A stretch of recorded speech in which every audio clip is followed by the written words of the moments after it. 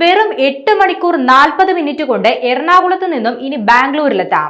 Ernakulam Bangalore Vande Bharat train പ്രധാനമന്ത്രി Narendra Modi flag off ചെയ്തു. വാരണാസിയിൽ നിന്ന് വീഡിയോ കോൺഫറൻസിലൂടെയാണ് പ്രധാനമന്ത്രി ട്രെയിൻ ഫ്ളാഗ് ഓഫ് ചെയ്തത്. തുടർന്ന് എറണാകുളം സൗത്ത് സ്റ്റേഷനിൽ നിന്നും എറണാകുളം ബാംഗ്ലൂർ വന്ദേ ഭാരത് ട്രെയിനിന്റെ ഉദ്ഘാടനയോട്ടം ആരംഭിക്കുകയും ചെയ്തു.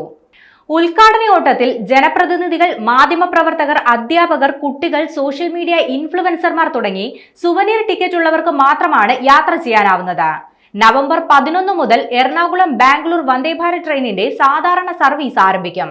അതിനായുള്ള ബുക്കിംഗ് ഇന്ന് ഉച്ചയോടെയോ നാളെ രാവിലെയോടെയോ തുടങ്ങും. എറണാകുളം ബാംഗ്ലൂർ AC ചെയർകാരന് 1095 രൂപ വരെയും എക്സിക്യൂട്ടീവ് ചെയർകാരന് 2280 രൂപ വരെയുമായിരിക്കും ടിക്കറ്റ് നിരക്ക്. കേരളത്തിൽ തൃശൂർ, പാലക്കാട് എന്നിവിടങ്ങളിലെ സ്റ്റോപ്പുകൾ കൂടാതെ KR പുരം, സേലം, ഈറോഡ്, തിരുപ്പൂർ, കോയമ്പത്തൂർ ഉൾപ്പെടെ 6 സ്റ്റോപ്പുകൾ മാത്രമാണ് എറണാകുളം ബാംഗ്ലൂർ വന്ദേ ഭാരതിന് ഉണ്ടാവുക. അതിനാൽ തന്നെ എറണാകുളത്ത് നിന്നും ബാംഗ്ലൂർ വരെയുള്ള 630 കിലോമീറ്റർ ദൂരം 8 മണിക്കൂർ 40 മിനിറ്റ് കൊണ്ടാണ് എത്തുന്നത്.